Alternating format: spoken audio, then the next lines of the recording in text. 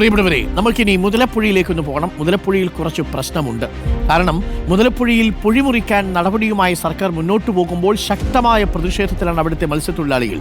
പ്രതിഷേധമുണ്ടായാൽ ദുരന്ത നിവാരണ നിയമപ്രകാരം അറസ്റ്റ് രേഖപ്പെടുത്തും എന്നുള്ളതിൽ ഒരു സംഘർഷ സാധ്യതയുമുണ്ട്. മണൽ മുഴുവനും നീക്കി പ്രശ്നം പരിഹരിക്കണമെന്നാണ് സംയുക്ത സമരസമിതിയുടെ ആവശ്യം. കോർപ്പറേറ്റ് മുതലാളിമാരോട് ചങ്ങാത്ത നയവും പാവപ്പെട്ട മത്സ്യത്തൊഴിലാളികളോട് പുറം തിരിഞ്ഞു നിൽക്കുന്ന സമീപനവുമാണ് സർക്കാരിനുള്ളതെന്ന് ലത്തീൻ സഭാ വികാരി ജനറൽ ഫാദർ യുജിൻ പെരേര വിമർശിച്ചു. നമുക്ക് ഫാദർ യുജിൻ പെരേരയെ രാവിലെ കേൾക്കാം.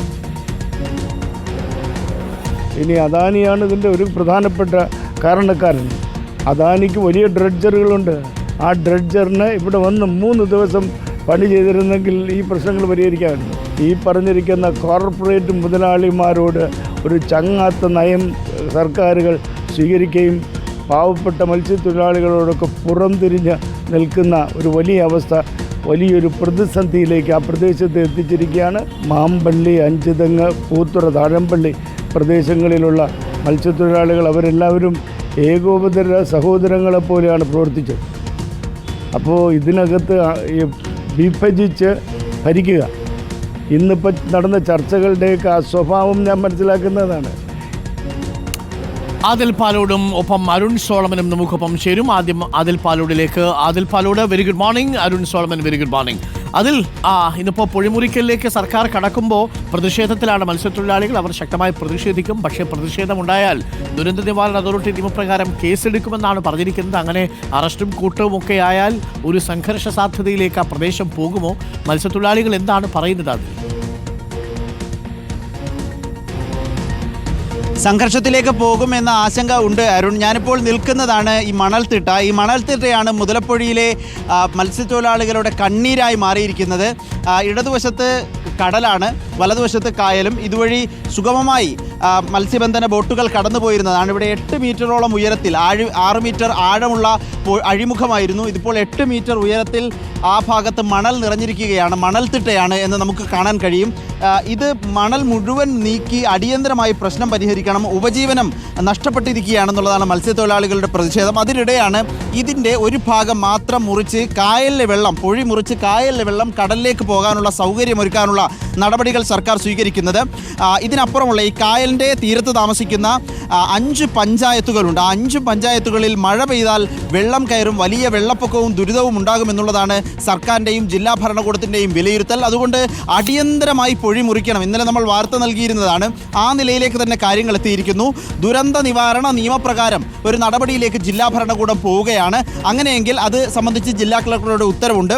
അങ്ങനെയെങ്കിൽ ഇവിടെ പ്രതിഷേധിക്കുക. ആദ്യഘട്ടത്തിൽ തന്നെ ഇവിടെ പൊഴി മുറിക്കാനുള്ളൊരു ശ്രമം പോലീസിൻ്റെയൊക്കെ നേതൃത്വത്തിൽ നടന്നിരുന്നു. പക്ഷേ അതൊന്നും അംഗീകരിക്കാനോ ആ പണി പൂർത്തിയാക്കാനോ മത്സ്യത്തൊഴിലാളികൾ സമ്മതിച്ചിട്ടില്ല, പ്രതിഷേധിക്കുകയായിരുന്നു. ഒരു ഭാഗത്ത് മാത്രം ഈ പൊഴി മുറിച്ച് അപകടം ഒഴിവാക്കുകയല്ല വേണ്ടത്, മുഴുവൻ മണലും നീക്കി ഉപജീവനം പുനഃസ്ഥാപിക്കുകയാണ് സർക്കാർ ചെയ്യേണ്ടത് എന്നുള്ളതാണ് മത്സ്യത്തൊഴിലാളികളുടെ നിലപാട്. അതുകൊണ്ട് തന്നെ ഇന്ന് പൊഴി മുറിക്കാൻ വന്നാൽ ഫിഷറീസ് വകുപ്പിലെയും ഹാർബർ എഞ്ചിനീയറിംഗ് വകുപ്പിലെയും പോലീസിൻ്റെയും ഫയർഫോഴ്സ് ഉദ്യോഗസ്ഥരെല്ലാം ഇന്ന് എത്തുമെന്നാണ് പ്രതീക്ഷിക്കുന്നത്. 10 മണിയോടെ അതിൻ്റെ പ്രവർത്തനങ്ങൾ തുടങ്ങും.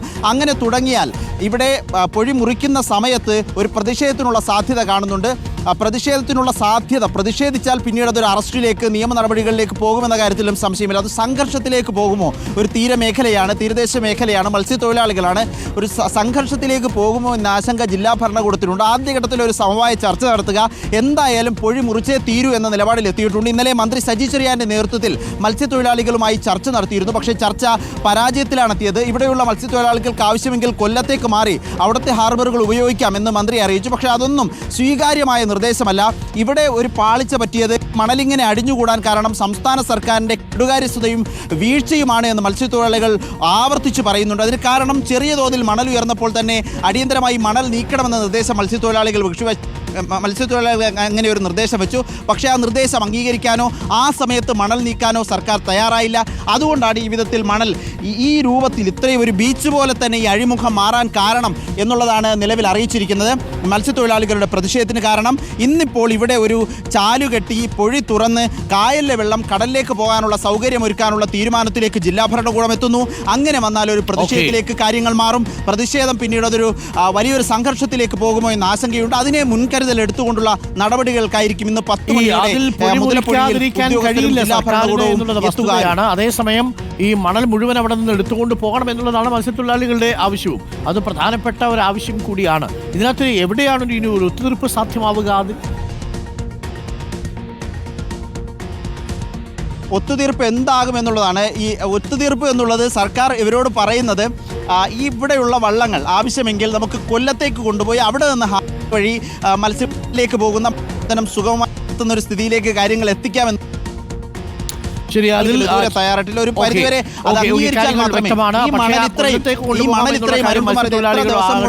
ഇപ്പോൾ അംഗീകരിക്കുന്നുമില്ല. ആദിൽ പാലോടാണ് നമുക്കൊപ്പം ചേർന്നത്. പൊഴിമുറിക്കലിന്റെ കാര്യത്തിൽ സർക്കാർ പറയുന്ന ആവശ്യം, അല്ലെങ്കിൽ അത് ഈ പഞ്ചായത്തുകൾ മുഴുവൻ 5 പഞ്ചായത്തുകളെ വെള്ളക്കെട്ട് ബാധിക്കുമെന്നാണ് മഴ പെയ്താൽ. അതാണ് സർക്കാർ അടിയന്തരമായി തന്നെ പൊഴിമുറിക്കാൻ പോകുന്നത്. പക്ഷേ അവിടെയുള്ള മനുഷ്യർ പറയുന്നത് ഞങ്ങളുടെ വള്ളം ഇറക്കാൻ ഈ വലിയ മണക്കെട്ട് വലിയ വിഘാതമായി നിൽക്കുന്നു. അതുകൊണ്ട് പൂർണ്ണമായിട്ടും മണൽ മാറ്റാതെ ഇത്തരത്തിൽ പൊഴിമുറിക്കലിനെ തങ്ങൾ അനുകൂലിക്കില്ല എന്നുള്ളതാണ്. പ്രതിഷേധമുണ്ടായാൽ അറസ്റ്റ് ഉണ്ടാകാനുള്ള സാധ്യതയുണ്ടെന്നും ആദിൽ പാലോട് റിപ്പോർട്ട് ചെയ്യുന്നുണ്ട്. അതേസമയം അരുൺ സോളമനോട് ഇന്ന് യൂജിൻ പെരേര സംസാരിച്ചതും പ്രേക്ഷകർ കണ്ടു. ഇത് യഥാർത്ഥത്തിൽ സർക്കാർ ഈ ഇരകളോട് പുറം തിരിഞ്ഞു നിൽക്കുന്ന സമീപനമാണ് കാണിക്കുന്നത് എന്നാണ് ഫാദർ യുജിൻ പെരേര പ്രതികരിച്ചത്. നമുക്കിപ്പം അരുൺ സോളമനുണ്ട്. അരുൺ സോളമൻ, ഫാദറിന്റെ പ്രതികരണം നമ്മൾ കേട്ടു. കഴിഞ്ഞ തവണയും യുജിൻ പെരേരയുടെ പ്രതികരണങ്ങളൊക്കെ വലിയ വിവാദമായി മാറുന്ന സാഹചര്യം ഉണ്ടായിരുന്നു.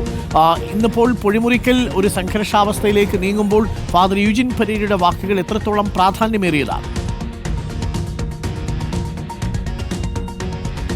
Good morning Arun. വളരെ വ്യക്തമാക്കിയിരിക്കുകയാണ് ലത്തീൻ സഭ. കാരണം കഴിഞ്ഞ ദിവസം മന്ത്രി സജി ചെറിയാൻ്റെ അധ്യക്ഷതയിൽ ചേർന്ന യോഗം, ആ യോഗം എന്ന് പറയുന്നത് സായിപ്പിനേക്കാൾ വലിയ സായിപ്പ് ഇവിടെ ഉണ്ട് എന്നുള്ളത് വ്യക്തമാക്കിയിരിക്കുകയാണ് ആ ചർച്ചയിൽ എന്നുള്ളതാണ് ഫാദർ യൂജിൻ പെരേര രൂക്ഷമായി വിമർശിച്ചിരിക്കുന്നത്. പ്രധാനമായും കേന്ദ്ര സംസ്ഥാന സർക്കാരുകളെ ഒരുപോലെ അദ്ദേഹം വിമർശിച്ചു. കാരണം ഞാനിപ്പോൾ നിൽക്കുന്ന ഈ പ്രദേശം അതിൽ സൂചിപ്പിച്ചിരിക്കുന്നതാണ്, വ്യക്തമായി സൂചിപ്പിച്ചിട്ടുണ്ട് കാര്യങ്ങളെല്ലാം. പക്ഷേ ഈ 2018 അന്നത്തെ ഫിഷറീസ് വകുപ്പ് മന്ത്രി മേഴ്സിക്കുട്ടി അമ്മയോട് വ്യക്തമാക്കിയതാണ് അന്ന് സഭയും അതുപോലെ തന്നെ ഇവിടുത്തെ മത്സ്യത്തൊഴിലാളികളും ഒരുപോലെ പറഞ്ഞത്, ഈ ഭാഗത്ത് എൻ്റെ ഈ വലതു ഭാഗത്ത് കാണുന്ന പുലിമുട്ട് പൊളിക്കരുത്, അങ്ങനെ പൊളിച്ചു കഴിഞ്ഞാൽ വലിയ ദുരന്തം, ഇപ്പോൾ അനുഭവിക്കുന്ന ദുരന്തേക്കാൾ വലിയൊരു ദുരന്തം ഈ സ്ഥലത്തുണ്ടാകും എന്നുള്ളൊരു മുന്നറിയിപ്പ് അന്ന് നൽകിയിരുന്നു. പക്ഷേ അതൊന്നും കണക്കിലെടുക്കാതെ ഇവർ മുന്നോട്ട് പോയി. അതിനുശേഷം വലിയ തോതിൽ മത്സ്യത്തൊഴിലാളികൾ ഇവിടെ അപകടത്തിൽപ്പെടുകയും മരണപ്പെടുകയും ചെയ്യുന്ന വാർത്തകളായിരുന്നു പിന്നാലെ വന്നത്. ആ ദുരന്തമാണ് ഇപ്പോൾ വലിയൊരു ആഘാതത്തിലേക്ക് മാറിയിരിക്കുന്നു. കഴിഞ്ഞ സെപ്റ്റംബർ മാസം തന്നെ ഇത് സംബന്ധിച്ച് സർക്കാരിന് മുന്നറിയിപ്പ് നൽകിയിരുന്നു, ദുരന്തമുണ്ടാകുമെന്നുള്ളത്. വലിയൊരു സീസണാണ് വരുന്നത്. പക്ഷേ അതൊന്നും തന്നെ ഈ സർക്കാർ കണക്കിലെടുക്കാൻ തയ്യാറായിട്ടില്ല. കോർപ്പറേറ്റുകളോട് വലിയ ഒരു ചങ്ങാത്ത നയം സ്വീകരിക്കുന്ന ഒരു സർക്കാർ എന്തുകൊണ്ടാണ് മത്സ്യത്തൊഴിലാളികളെ പുറംതിരിഞ്ഞ് കാണുന്നത്, അവരെ ഒഴിവാക്കുന്ന ഒരു സമീപനം സർക്കാരിന്റെ ഭാഗത്തു നിന്നുണ്ടാകുന്നു എന്നുള്ളത് അദ്ദേഹം വ്യക്തമാക്കിയിരിക്കുന്നു. ഇന്നിപ്പോൾ ഒഴിമുറുക്കുന്നത് സംബന്ധിച്ച് മറ്റൊന്ന്, ഈ ആളുകളെ കൊല്ലത്തേക്ക് കൊണ്ടുപോകുന്നത് അതൊരിക്കലും അംഗീകരിക്കാൻ കഴിയില്ല. കാരണം കൊല്ലത്ത് മുൻപും പ്രാദേശിക സംഘർഷങ്ങൾ ഉണ്ടായിട്ടുണ്ട്. അതുകൊണ്ട് തന്നെ ഇവിടെ നിന്ന് ഒരു മത്സ്യത്തൊഴിലാളിയും കൊല്ലത്തേക്ക് പോകില്ല എന്നും അദ്ദേഹം വ്യക്തമാക്കിയിരിക്കുകയാണ്. Okay, thank you. അരുൺ സോളമനും ആദിൽ പാലോടുമാണ് മുതലപ്പുഴയിൽ നിന്നും തത്സമയം നമുക്കൊപ്പം ചേർന്നത്.